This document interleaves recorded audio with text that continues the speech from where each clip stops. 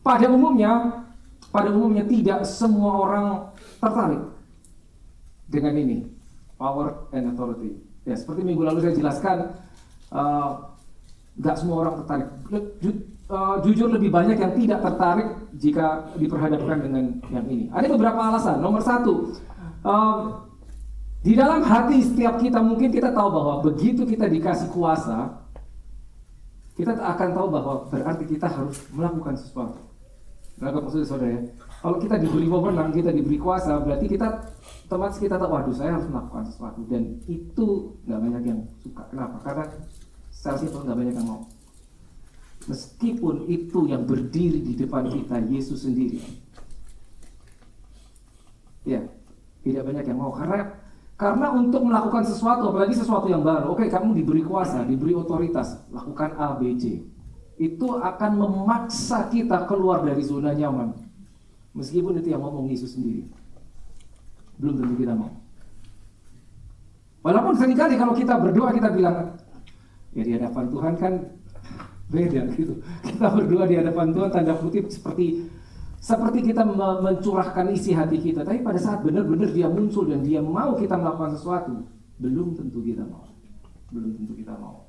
Ternyata manusia demikian. Ternyata manusia demikian. Apalagi kalau sudah berurusan dengan yang namanya command, perintah. Kita tahu, dalam hati kita tahu, aduh disuruh begini. Dan kita tahu bahwa itu keluar dari zona nyaman, dan kita tahu itu tidak mudah, dan kita tahu itu akan ada challenge. Tidak semua orang mau. That's the problem. Jadi itu nomor satu. Nah, yang kedua, mengapa ini seringkali menjadi tidak populer? Banyak orang tidak mau tahu atau tidak ambil pusing untuk mempelajari kuasa dan otoritas. Karena satu yang sangat berbahaya, because everything is good. Everything is good is so dangerous. Saya rasa saudara tahu pada saat kita masuk dalam zona nyaman, maka kita cenderung stagnan. Kita tidak bertumbuh tanpa sadar. Termasuk iman kita stuck, nggak bertumbuh. Karena tidak pernah ada challenge buat diri kita. Pada saat segala sesuatu baik, kita mau melakukan apa saja bisa, family good, ya, keluarga baik, pekerjaan baik, finance is good, career is good, everything is good. Tanpa sadar, daya juang kita turun. Karena sudah baik semuanya. Doa kita menjadi doa yang rutinitas, sehingga less powerful. Itu. Tapi biasanya dalam keadaan demikian kita tidak terasa. Terasanya kalau turunnya sudah terlalu jauh, itu baru terasa. Kenapa? Karena sudah susah naiknya. Itu yang terjadi. Ya, oke. Nah, saya berharap itu tidak ada di tengah kita. Makanya saya akan berusaha mengingatkan saudara mengapa ini penting. Nah, jangan sampai pada saat kita mengalami sesuatu, ya seperti minggu lalu saya share ada dua kemungkinan. Komentar kita adalah untung saya tahu atau seandainya saya tahu. Cuma dua itu. Seandainya saya tahu itu berarti pada saat kita perlu tapi kita nggak tahu. Tapi untung saya tahu, itu ceritanya akan berbeda. 180 derajat beda. Oke. Ya, how to operate. Bagaimana beroperasi di dalam kuasa dan otoritas, power and authority. Nah, di situ ada yang kecil. Nah, mudah-mudahan terlihat ya. Ini. Ya, authority, otoritas itu dalam konteks in the Greek ini bahasa aslinya adalah exousia, ya otoritas. Nanti kita akan lihat ada di mana itu. Lalu kuasa, power itu adalah dinamis. Tentunya power ini macam-macam. Levelnya banyak sekali. Seperti minggu lalu saya bilang bahwa saya mungkin akan jelaskan cuma 2. Kalau saudara mau tahu semuanya, saudara harus masuk Psalm, at least ada 6. Ya, karena tidak mudah untuk menjelaskan semuanya. Nah, how to operate. Nah, dalam kurung syarat dan ketentuan. Apa syaratnya, apa ketentuannya? Oke, kita lihat ya. Pelan-pelan. Yohanes 1 ayat 12. Ini sudah sangat sering kita dengar. Saya bacakan, tetapi semua orang yang menerimanya diberi kuasa. Kuasa itu di situ, karena bahasa Indonesia cuma dibilang kuasa, tapi bahasa aslinya di situ ternyata exousia yang berarti otoritas. Berarti kalimatnya begini, tetapi semua orang yang menerimanya diberi otoritas. Semua orang enggak? Tidak. Hanya yang menerima. Nah, itu syaratnya. Ya. Semua orang yang menerimanya, huruf besar, ya, huruf besar. Semua orang yang menerima Yesus berarti hanya orang yang lahir baru yang diberi kuasa. Tidak semua. Nah, lalu kita tahu untuk apa? Supaya menjadi anak-anak Allah, anak. Nah, saudara kalau ikut yang seri-seri yang dahulu, saudara kalau masih ingat betapa pentingnya identitas kita sebagai sons dan bukan servants. Ya, servants itu slave. Ya, sons itu penting. Sehingga di sini dari satu kalimat ini saja kita tahu bahwa otoritas hanya diberikan kepada orang yang menerima. That's number one.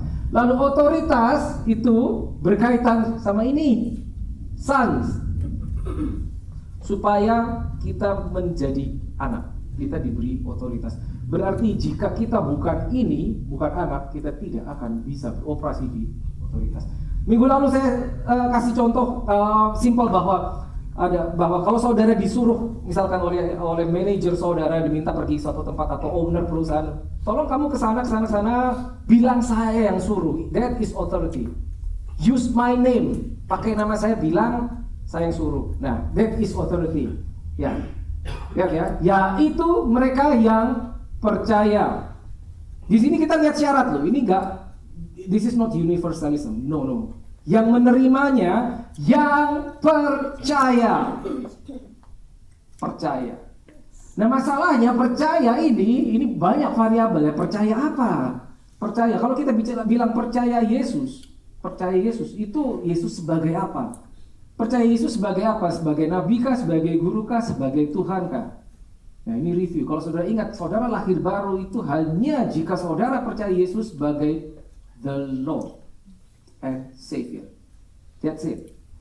Di luar itu percaya, but there is no authority. Ya, saudara percaya menerima Yesus sebagai Tuhan dan Juru Selamat, itu lahir baru. Baru saat itu kita punya status ini dan kita punya ini. Ya, oke. Masalah tahu apa enggak, nyadar apa enggak itu nomor 2, tapi sebetulnya dikasih kan gitu kan. Ya, lanjut ya. Lalu Kisah 1 ayat 8. Nah ini, ya, oke kita baca dulu. Tetapi kamu akan menerima, ini settingnya setelah salib ya, setelah Yesus setelah naik surga. Tetapi kamu akan menerima kuasa. Bahasa Indonesia menggunakan kata yang sama persis, kuasa dan kuasa. Tapi bahasa aslinya beda. Yang pertama exousia, yang kedua dunamis. Dunamis itu artinya power atau potensi atau enablement, kemampuannya diberikan. Yang tadi otoritasnya, kemampuannya diberikan. Nanti kita akan baca lebih. Ya, sekali lagi, kapan diberikan? Pada saat Roh Kudus turun atasmu. Saya sudah percaya Tuhan. Saya sudah lahir baru. Good. Di situ kita menjadi anak, kita menerima otoritas. Pertanyaannya, sudahkah Roh Kudus turun atasmu? Bahasa aslinya, saudara lihat kalau di Alkitab bahasa Inggris, saudara akan temukan 3 experience with Holy Spirit. Holy Spirit with you, Holy Spirit in you, Holy Spirit upon you. Ini tahun lalu saya udah sharing. Ya, mudah-mudahan semua saya ingat. Holy Spirit with you, Holy Spirit in you, and Holy Spirit upon you. Ini nggak ketemu di Alkitab bahasa Indonesia. Holy Spirit with you, kenapa? To bring you. Ya, Holy Spirit in you to save you. Holy Spirit upon you itu melingkupi, to use you. Kalau kita mau dipakai, Holy Spirit harus melingkupi kita, upon you. Bahasa yang dipakai upon you. Itu beda dengan with you, beda dengan in you. Kita selamat, Holy Spirit in us. Tapi menerima kuasa Roh Kudus turun ke atas, ini bahasa Indonesia yang dipakai, turun ke atasmu, itu Holy Spirit upon you. Baru itu ini bekerja. Kuasa. Potensinya diberikan di situ, kemampuannya, enablementnya diberikan di situ. Ini ya, saudara tahu ya, ini berbeda dengan yang lain. Untuk apa? Dikasih tahu. Untuk apa? Dan kamu akan menjadi saksiku di mana-mana, Yerusalem, Yudea, Samaria, dan sampai ke ujung bumi. Berarti yang ini ada kaitannya, kuasa ini untuk ini. Menjadi saksi. Setiap kita orang Kristen itu adalah saksi. Nah, tadi luar biasa itu. kesaksiannya tadi Andi Sutama. Cuman ngomong simple. Kita nggak pernah tahu orang itu terpengaruhnya seperti apa. Ya, itu bersaksi, itu sedang menyaksikan. Saksiku punya besar, menjadi saksi Kristus seperti itu. Ternyata itu butuh kuasa. Ternyata butuh kuasa. Nah itu yang kita harus tahu, saudara. Ya, untuk menjadi saksi di mana? Di mana-mana. Ya, kalau dipahami ini dua hal yang berbeda, ini dan ini. Nah, kita akan belajar lebih jauh. Next, ya perbedaannya sekali lagi. Ini dia. Ini hanya definisi. Tentunya saudara bisa bikin definisi ala saudara sendiri. Apa itu otoritas? Apa itu kuasa? Power and authority. Ya, otoritas adalah the right to represent. Ya, hak untuk mewakili sesuatu atau seseorang. Itu otoritas. Ya, saya ambil contoh misalkan beberapa kali saya share tentang representatif perwakilan atau duta besar. Ya, seorang duta besar ditempatkan oleh negara asalnya di negara lain. Dia punya hak untuk mewakili, bukan cuma mewakili kepala negara, mewakili seluruh negara. Itu otoritas. Itu dia. The right to give order. Hak untuk bisa memberikan perintah. Itu otoritas. Ya. Lalu the legal ground to allow power to function. Legal ground. Secara kita bicara legal, ya berarti dia benar-benar punya hak secara legal. Ya, untuk menggunakan kuasa. Lalu kuasa itu sendiri, power, yaitu apa? Capacity to influence atau to change, kemampuan untuk melakukan perubahan. Ya, mungkin sampai sini masih ada yang pikir, saya belum perlu dua-duanya. Nanti saudara akan tahu saudara perlu. Ya, lalu kuasa, force to compel compliance, memaksakan sesuatu, ya, bahkan seseorang untuk tunduk kepada aturan. Ini dia, perlu power. Lalu enablement to do something, kemampuan untuk melakukan sesuatu, dan potensi, ya, potensi yang ada di dalam kita, itu yang diberikan Tuhan. Nah, itu adalah kuasa. Nah, beberapa hal yang kita perlu tahu mengenai hal power and authority, ya. Things to know about power and authority. Nomor satu adalah Tuhan memberikan kita dua-duanya. Tuhan memberikan kita dua-duanya. Oke. Terlepas dari kita sadar apa tidak, ya, kita tahu hal ini atau tidak, tapi sebenarnya kita sudah diberikan. Ya. Nah, jadi kita tidak, sebetulnya pada saat kita lahir baru, kita hidup di dalam Tuhan, kita diberi. Masalah kita tahu atau tidak, kita sadar atau tidak, kita bisa menggunakan atau tidak, itu hal yang nomor sekian. Tapi sebetulnya Tuhan berikan ini. Lalu lanjutnya. Nah, authority is relationship based. Makanya tadi barang siapa menerima, percaya kepadanya, ya kan? Tadi kan dibilang gitu, Yohanes 1 ayat 12. Percaya kepada Yesus, menerima, berarti ada relationship. Maka dia diberi otoritas. So authority is relationship based. Tapi power, enablement, potensi itu gift based. Jika engkau menerima Holy Spirit, maka kau diberi. Kan kalimatnya begitu kan? Holy Spirit comes upon you, dilingkupi, maka kau diberi. It's a gift. It's a gift. Tapi tidak untuk semua orang, hanya yang percaya. Begitu. Nah, it's a gift, sekali lagi saya ulang ini, it's a gift itu saudara diberi sesuatu, belum tentu saudara terima. Meskipun itu saudara diberi. Nah, ini yang penting harus kita ingat ya. Ya, kita harus percaya, kita harus tahu protokolnya, bagaimana mengoperasikannya. Tapi it's a gift based.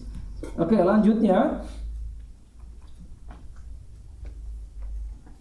If we have power but don't have authority, then we can be illegal. Kita punya kuasanya, tapi kita tidak punya otoritasnya, itu bisa ilegal karena kita tidak bisa menggunakan kuasanya secara legal. Contohnya, saya pernah sharing ini tahun lalu. Kalau saudara membawa senjata api, saudara ilegal. Saudara membawa senjata api dan saudara ketahuan, ya kan? Bisa ditangkap, toh kita tahu kan? Karena ilegal, tidak boleh. Tapi kalau saudara seorang polisi pakai seragam bawa senjata api, kok dia boleh?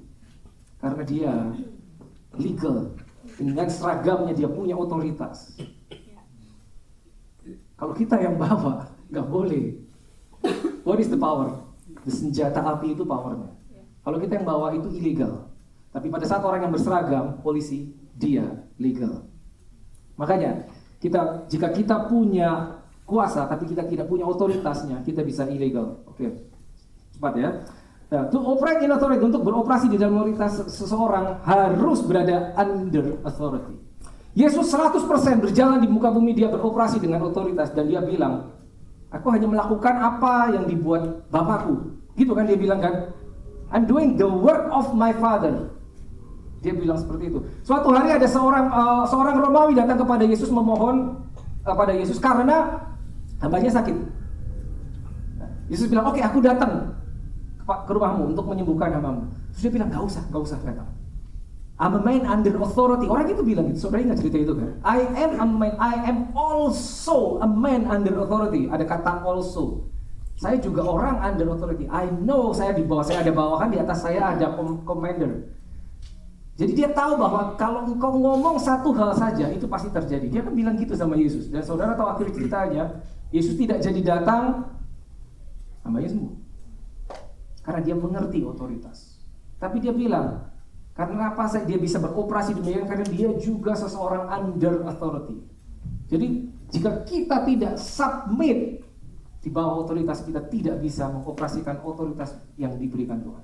Kita harus submit under authority. Ya. Saya ingat satu ayat, Yakobus 4 ayat 7 dikatakan, tunduklah pada Allah dan lawanlah iblis, maka ia akan lari daripadamu. Tapi sebelum melawan iblis, harus apa tadi? Nah, tunduk dulu. Maksudnya apa? You have to be under authority. Pada saat kita mau menggunakan otoritas in the name of Jesus, kita harus tunduk sama God name. Kalau enggak, itu cuma jadi tanda kutip mantra, tidak akan ada kuasanya. That's the difference. Yep. Okay, real quick. Now, to operate the power, someone must know the protocol, understanding dan exercise. Ya, seperti tadi saya bilang bahwa kita menerima Roh Kudus, ya, kita menerima Roh Kudus, ya, dibaptis Roh Kudus, kita itu diberi kuasa. Tapi kita harus tahu gimana cara pakainya.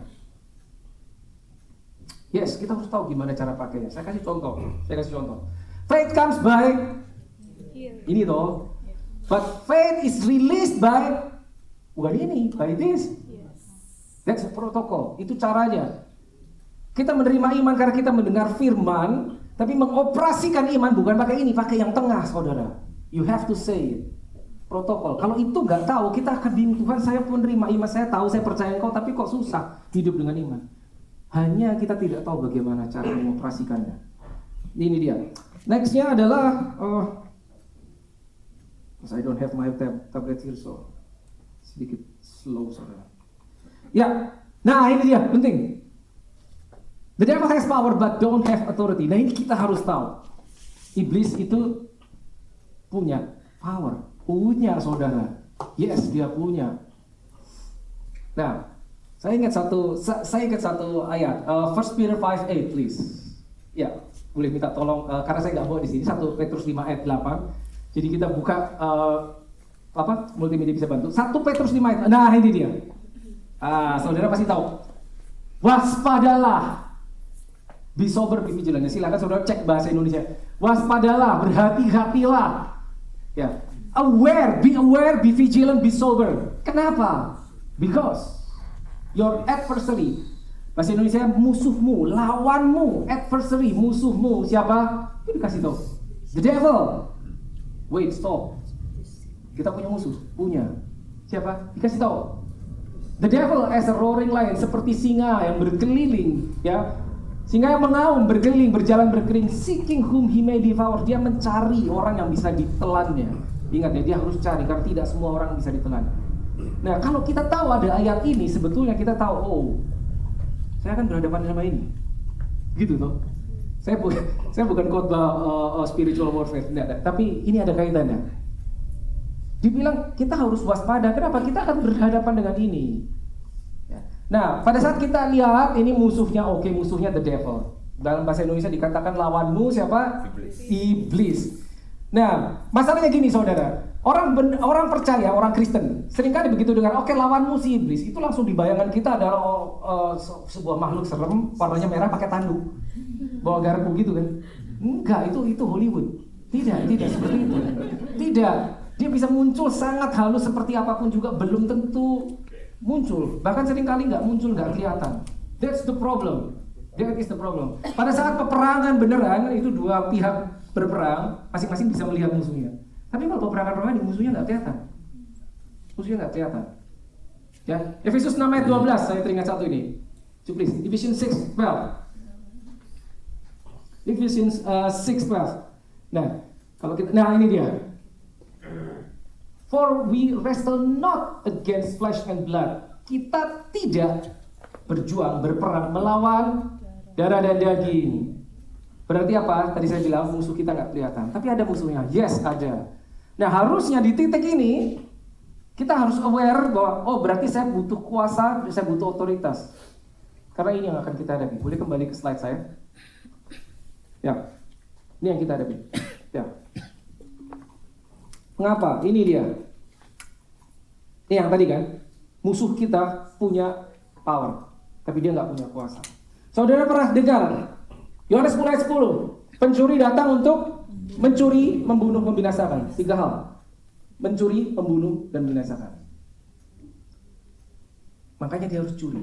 Kenapa? Karena dia nggak punya otoritas. Kalau dia punya otoritas musuh, dia nggak harus mencuri. Nah, ya.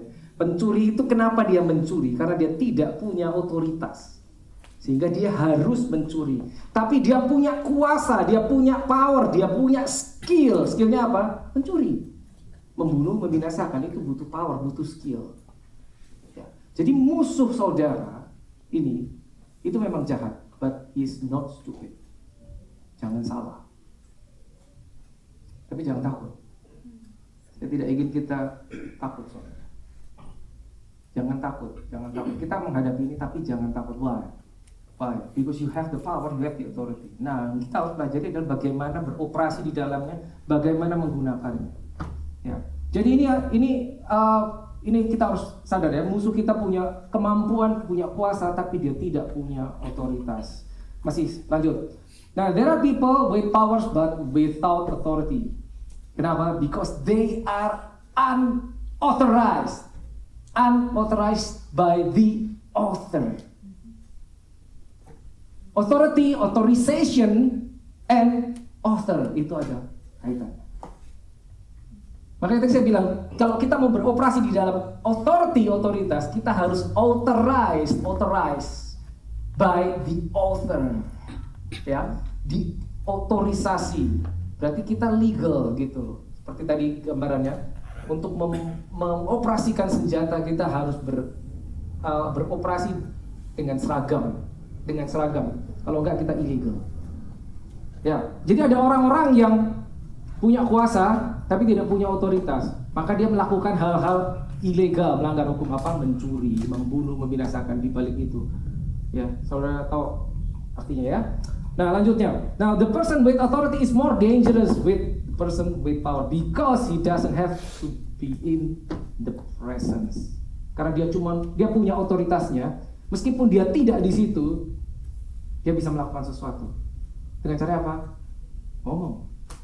Dia bisa nyuruh. Makanya it's a right to give order tadi dibahas di depan. Dia bisa memerintahkan sesuatu. Ya, meskipun dia tidak di situ, dia bisa memerintahkan sesuatu. Ya, makanya bisa sangat berbahaya. Nah, lanjut. Nah, kembali ke sini. 4 minggu kita buka ayat ini terus kan. Harusnya saudara udah hafal. 4 minggu. Ini yang keempat. Selalu ada ayat ini. Selalu. This is extremely important. Kenapa? Kejadian 1:26. Kenapa saya ulang-ulang ayat ini? Karena awalnya dari sini. Mengapa saudara diciptakan? Harus ini. Jadi apalin aja, udah gampang. 1:26. Berfirmanlah Allah, baiklah kita menjadikan manusia menurut gambar rupa kita, supaya mereka berkuasa atas segalanya. Nah, ini ada quiz. Apa yang dimaksud image? Apa yang dimaksud likeness? Apa yang dimaksud dominion? Ada yang ingat gak? Apa itu image? Nomor 1. Just checking. Saudara masih ingat gak? Karena 4 minggu saya ulang ini. Ada yang ingat gak? Kalau saudara gak ingat, berarti itu sudah dicuri. Iya. Lu lihat toh? Berarti hilang. It's gone from your memory. Berarti dicuri toh? Dan kita nggak tahu kan kalau dicuri toh. Ya begitu caranya. Apa itu image? What is image? Menurut gambar dan menurut rupa. Ya udah saya kasih tahu lah. Oke, menurut gambar dan menurut rupa ya, itu dua hal yang berbeda. Menurut gambar berarti saat kita diciptakan kita diberi karakter ilahi. Ya, DNA ilahi itu diberikan. Itu image-nya. Ya. Sifat-sifat Tuhan itu diberikan, sifat-sifat si pencipta itu diberikan pada saat dia menciptakan. Itu image, ya, gambar rupa. Nah, gambar atau image. Nah, rupa atau likeness ini bicara tentang fungsi, supaya berfungsi seperti penciptanya. Penciptanya siapa? God the Father Himself. He is the King of all kings. Raja segala raja. Pada saat dia menciptakan, dia mau ciptaannya berfungsi persis seperti dia. Oleh karena itu diberi ini dominion. Kenapa? Dominion itu kemampuan untuk menguasai domain, kemampuan untuk menguasai teritori. Dikasih teritorinya. Apa teritorinya? Bumi. Makanya begitu diciptakan ditaruh di bumi, bukan ditaruh di surga. Oke. Ya, berarti ini ada hubungannya. Yang punya dominion, yang punya kuasa, yang punya authority, ya, otoritas dan kuasa ada di dalam dominion, ya. Hanya orang yang membawa dua ini. Cuma itu. Lihat. Ciptakan menurut ini supaya. Jadi ini tidak bisa jika tidak ada ini. Tidak bisa. Kita beroperasi dengan otoritas dan kuasa jika kita tidak membawa DNA ilahi, karakter pencipta Tuhan Bapa kita, dan kita tidak tahu bahwa kita harus berfungsi seperti itu, maka kita nggak bisa beroperasi di situ. Nggak bisa. Ini hubungannya. Ya, ini yang kita mesti tahu. Jadi gini saudara, Kejadian 1 ayat 20 dan saya sarankan saudara hafalkan. One more thing. Jurisdiction. Jadi ini istilah hukum, jurisdiction. Oke. Untuk bisa beroperasi dengan otoritas, seorang harus memahami jurisdiction. Apa itu jurisdiction? What is jurisdiction? Siapa yang kuliah hukum? Ada nggak? Kurang lebih begini. Jurisdiction itu begini. Area wewenang, area kewenangan, itu jurisdiction. Seorang polisi, ya, polisi berseragam coklat. Seragam coklat, saudara tahu itu polisi di mana? Di Bandung. Di Bandung, coklat. Orang Bandung. Berseragam coklat, dia pakai seragam, dia punya otoritas, dia punya power, dia bawa senjata juga. Tapi pada saat dia pakai seragam coklat, bawa senjata di sini, bisa nggak beroperasi? Tidak bisa. Nggak laku. Nggak laku. Seragamnya nggak laku. Otoritasnya nggak laku. Kenapa? Because he is in the wrong jurisdiction. Dia berada di area kewenangan yang keliru. Itu dia. That's the problem. Meskipun kalau dia di sana dia punya otoritas, tapi bisa pindah, tiba-tiba hilang. Seakan-akan kuasa otoritasnya hilang. Bahkan kalau saudara tahu di Australia, saudara lihat polisi di Sydney. Di Sydney-nya ada tulisannya NSW gitu loh. New South Wales Police. Saudara ke Melbourne tulisannya bukan NSW, Victoria Police. Itu state, mereka jurisdiction-nya di dalam state. Tapi ada lagi yang namanya Federal Police. Nah, dia bisa kemana-mana tuh. Jadi ini penting sekali jurisdiction. Nah, kenapa kita harus tahu ini? Saudara tahu nggak jurisdiction saudara di mana? Saudara diberi kuasa, saudara diberi otoritas. Do you know what your jurisdiction is? Di mana? Area kewenanganmu di mana? Makanya minggu lalu saya bilang begini kan, ya. Di alam semesta ini akan selalu ada penguasa. Selalu ada penguasa. Makanya kita sering tahu ada yang namanya geng. Geng itu mereka punya daerah kekuasaan tuh, entah suburb, entah apa, entah satu teritori mereka. Nah, begitu ada geng lain mau ngambil itu, maka terjadi clash. Itu namanya warfare, perang toh. Karena itu merasa ini jurisdiction saya. Jadi dimanapun itu ada yang namanya jurisdiction. Salah satunya your family, keluargamu. Jika saudara tidak pernah ambil otoritas atas your territory, maka Yang tadi itu 1 Petrus 5 ayat 8, dia yang akan ambil otoritas di situ. Ya kita nggak tahu, this is my jurisdiction, my family, my territory. Kita tidak pernah ambil otoritas di situ, padahal kita pakai seragam, kita bawa senjata. Maka pihak lain yang akan ambil. That's real stuff, saudara. Gak kelihatan, that's the problem, gak kelihatan. Sehingga jika terjadi sesuatu, kita mau beroperasi in the name of Jesus. Kita ngomong in the name of Jesus. Lalu kita heran, Tuhan, kok gak ada kuasanya? What's wrong? Bukan namanya yang keliru, bukan. Satu, cek, are you in the right jurisdiction? Gitu. Tapi kalau saudara paham, jurisdiction yang lebih besar adalah pada saat tadi Kejadian 1 ayat 26 diciptakan, diberi kuasa atas itu kan semua ikan, semua hewan di darat dan semua yang beroperasi di udara. Berarti seluruh dunia. Earth is your jurisdiction. Sampai segitunya. Sehingga jika saudara menemukan ada makhluk lain yang tanpa tubuh, spirit only, tidak bisa beroperasi di bumi. Saudara udah ingat ya? Ini ada di seri kedua kalau nggak salah. Maka itu bisa diusir. Karena yang punya legal jurisdiction ini, legal authority-nya engkau yang punya.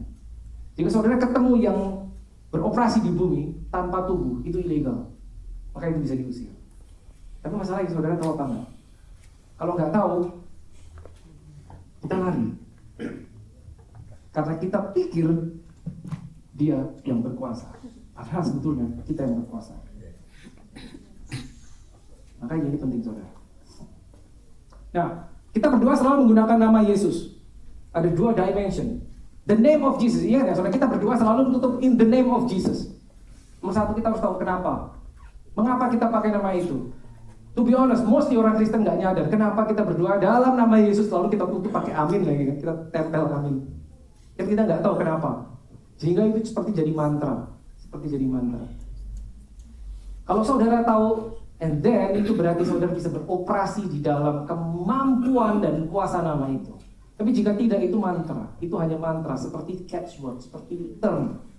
Jika ada orang, bukan orang percaya, dia menggunakan nama ini, maka hasilnya nggak ada. Karena dia tidak tahu ada apa di dalamnya. Ada dua dimension. Nomor satu, saving dimension. Ya, ini ada ayatnya.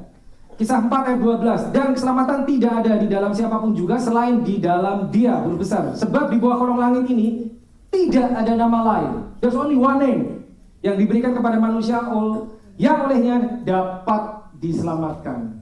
No other name under heaven. Sehingga nama Yesus mempunyai kemampuan menyelamatkan. Oke, ayat ini bicara gitu kan? Karena nggak ada nama lain yang bisa menyelamatkan, cuman under that name. Oke, that is saving dimension. Tapi yang kedua, this is dangerous. Ini yang kedua, ruling dimension. Kayak ini jarang ya Pak.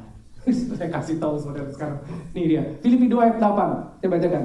Dan dalam keadaan sebagai manusia, Ia, Yesus, telah merendahkan dirinya dan taat sampai mati, bahkan sampai mati di salib. Oke, 9. Itulah sebabnya Allah sangat meninggikan dia dan mengaruniakan kepadanya nama di atas segala nama.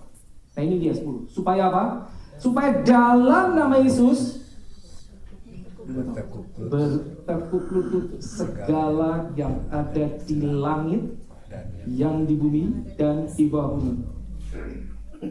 Sekali lagi dia mengaku Yesus Kristus adalah Tuhan.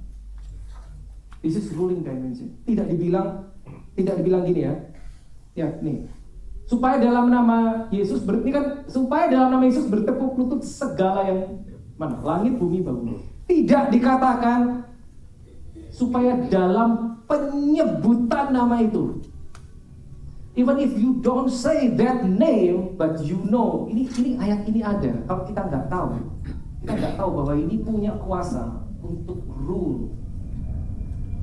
Not in the mention of that name, but if you carry that name in you, saudara baru muncul saja, itu semua yang tidak terlihat itu bisa mengidentifikasi siapa yang muncul di situ. Saudara belum ngomong. Saya ingat cerita dua orang evangelis. Satu namanya Lester Sumrall. Orangnya udah meninggal. Jadi dia banyak pelayanan di spiritual warfare deliverance. Dia kalau dia pindah negara, dia turun pesawat, dia punya kebiasaan gini. Begitu dia turun pesawat, dia menginjakkan tanah di tempat yang baru, dia take authority, dia ngomong gini tuh kan. Devil, I'm here.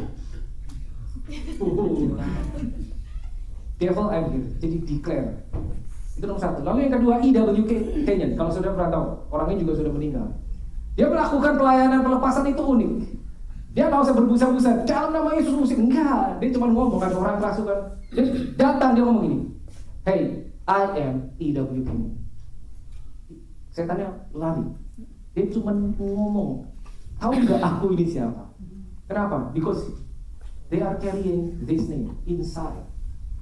Now this is the next step.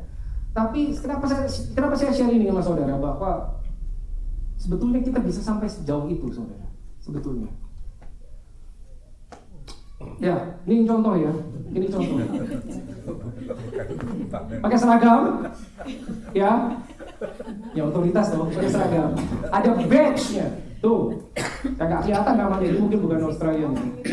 Ini ada badge-nya di sini, ada di sini, ada di sini, ada di sini. Oh, banyak tuh. Dari semua sudut kelihatan. Aku pakai seragam ke otoritas. Ada powernya. Nih. Senjata. Ada powernya. Gitu loh. Kalau dia pergi keluar tanpa ini, lain cerita. Makanya saya kasih ilustrasi kan, kalau saudara di stop polisi, berhenti toh saudara, dia tidak perlu mencabut pistol untuk menghentikan saudara di mobil toh. Begitu dia angkat tangan, saudara berhenti. Tapi kalau orang yang berhenti di depan mengangkat tangan nggak pakai seragam, apa saudara berhenti? Enggak. Siapa dia? Justru jangan berhenti kalau yang itu, bener kan? Tapi kalau yang angkat tangan di depan mobil saudara, orang berseragam, kita tahu, oh kita harus berhenti. Kalau kita nggak berhenti, we're in trouble. Gitu. Nah ini penting sekali. Maksudnya apa? Bagaimana di dalam kekristenan kita, ya kita harus pakai seragam. Seragam kita apa? Ini seragamnya. Kenakanlah Tuhan Yesus. Put on Christ. Clothe yourself. Aneh. Clothe yourself with the Lord Jesus Christ. Clothe yourself with the Lord. Clothe yourself itu berarti seragam kita is Christ. Makanya minggu lalu saya khotbah tentang Christ. Christ in you. Kalau kita mengenakan Kristus, kita nggak berbusa-busa dari mulut, kita udah punya identitas. Tapi jangan kita keluar tanpa seragam, karena ceritanya akan berbeda. Nah, Yesus beroperasi di dalam otoritas. Pada saat dia di depan Pontius Pilatus, saudara ingat ya ceritanya ya. Dia diancam sama Pontius Pilatus dengan bilang, Pontius Pilatus bilang, aku punya kuasa menyalibkan engkau, melepaskan engkau. Dijawab sama Yesus, engkau tidak punya kuasa apapun atasku, kecuali diberikan dari surga. Nah, banyak hal lain. Saudara ingat cerita ini? Pada saat Yesus menyuruh muridnya untuk menyiapkan tempat untuk perjamuan terakhir. Muridnya tanya, guru di mana kami harus menyiapkan tempat? Yesus cuma bilang, kamu masuk ke kota, diutus muridnya. Kamu akan menjumpai seorang yang membawa pitcher kendi air. Ya, kamu ikut orang itu, dan dia akan masuk ke suatu rumah, dan di lantai atas, disitulah engkau harus menyiapkan. Pertanyaan muridnya, guru di mana kami harus menyiapkan tempat untuk perjamuan terakhir? Yesus nggak bilang kamu kalau ke kota cari tempat yang kapasitasnya sekian puluh, lalu tanya harga sewanya berapa. Kan gitu. Karena dia tahu saya punya otoritas, saya ngomong jadi pasti. Kan gitu kan? Yesus gitu. Kenapa? Karena dia tahu itu milik Bapa. Nah ini mirip. Yesus masuk ke Yerusalem, naik keledai itu. Saudara tahu dapat dari mana keledainya? Suruh muridnya, kamu pergi ke kota, kamu akan menjumpai seekor keledai yang belum pernah ditunggangi orang. Lepaskan, bawa kepadaku. Kalau ada orang tanya, kenapa kamu lepaskan? Bilang, Tuhan membutuhkannya. Nanti kembali. Dan terjadi persis. Wait, keledainya itu punya orang. Nah, kok bisa dia nyuruh bawa ke sini? Enggak dibilang pinjam dulu ya, enggak. Nyewa, enggak. Beli keledai, enggak. Bawa ke sini. Power, authority. Itu dia. Punya orang keledainya. Sebetulnya punya orang, tapi di mindsetnya Yesus semuanya milik Bapa. Ini menarik. Yesus ditangkap di Taman Getsemani. Dia beroperasi dengan kuasa dan otoritas. Yudas Iskariot datang dengan gerombolan para pengawal dengan bersenjata pedang. Yesus maju tanya, siapa yang kamu cari? Mereka bilang, Jesus of Nazareth. Ingat apa Yesus bilang? I am. Akulah dia. Lalu mereka mundur dan rebah ke tanah. Kita mengatakan gini. Kenapa? Karena ada kuasa keluar dari diri. Yesus tidak bisa ditangkap. There is power. That is power. Gitu. Itu bilang, aku orangnya. Mereka jatuh ke tanah. That is Jesus. Dalam perjanjian lama, ini udah saya bahas minggu lalu. Setelah panggil Abraham, lihat ke utara, selatan, timur, barat. Sejauh mata memandang, tanah itu kuberikan kepadamu. Tanah itu ada penduduknya. Loh, kok bisa-bisanya Allah dikasih ke Abraham? Gimana dengan penduduknya? Gitu. Sama dengan pada saat Yosua masuk ke tanah perjanjian.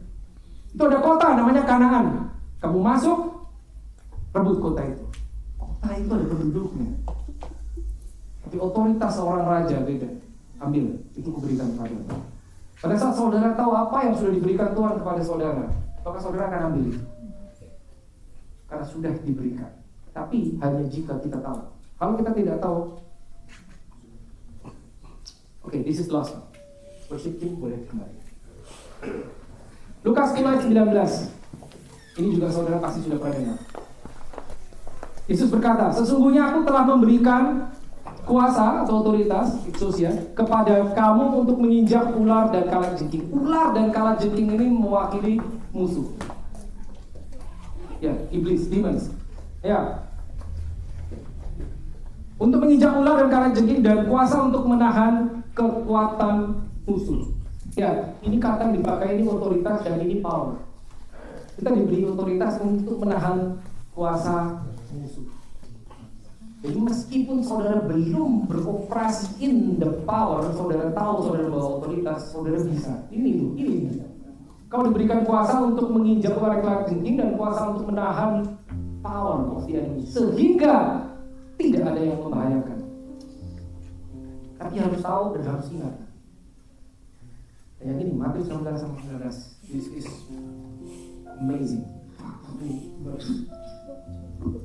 Yesus suatu saat berkata kepada Petrus, padamu akan kuberikan kunci kerajaan surga. Kita sedang di dalam seri kingdom of God. Bahasa Inggrisnya the keys of the kingdom, bukan the key. The keys banyak kunci-kunci. The keys of the kingdom, bukan the keys to the kingdom. The keys of the kingdom. Dan itu kunci yang bisa beroperasi di dalam sistem kerajaan. Makanya the keys of the kingdom, not the keys to the kingdom. Different ya. Apa akibatnya? Jika kau punya kuncinya, dan kunci itu bisa untuk tutup, bisa untuk kunci, bisa untuk membuka. To lock and to unlock. Akibatnya jika kita punya kuncinya, akibatnya apa yang kau ikat di dunia ini akan terikat di surga, dan apa yang kau lepaskan di dunia akan terlepas. Perhatikan baik-baik. Ikat mengikat itu di dunia dulu atau di surga dulu? Hah? Di dunia dong. Apa yang kau ikat di dunia akan terikat di surga. Apa yang kau lepas di dunia akan terlepas di surga. Terjadi di sini. Kenapa? Karena engkau beroperasi di sini, diberi kunci-kuncinya, diberi kuasanya, diberi otoritasnya, diberi jurisdictionnya, diberi otoritas, diberi domainnya di dunia. Sehingga apa yang kau buat di sini, whatever that you lock or you unlock, surga setuju. Orang bisa nggak percaya bagaimana apa yang dilakukan seseorang di alam natural, maka alam supernatural bisa ikut. Ini Alkitab yang bilang. Saudara ditempatkan di bumi, that is your jurisdiction. Jadi gini saudara, mulai sekarang ambil otoritas atas teritori saudara. Apa? Your family. Kalau saudara bekerja di tempat kerja, saudara sekolah, your office, your school, campus, ya, itu bisa jadi tempat teritori. Tujuannya apa? Bukan cuma saya berkuasa, saya punya kuasa, tidak. Tujuannya adalah let your kingdom come, supaya tempatmu, otoritasmu, teritorimu menjadi seperti surga. Let this kingdom come on earth, on your territory, in your family, in your office, just like it is in heaven. Maka harus ada orang yang ditempatkan di situ yang memahami ini. One single person cukup. If you understand, if you know, so get the understanding. That's right.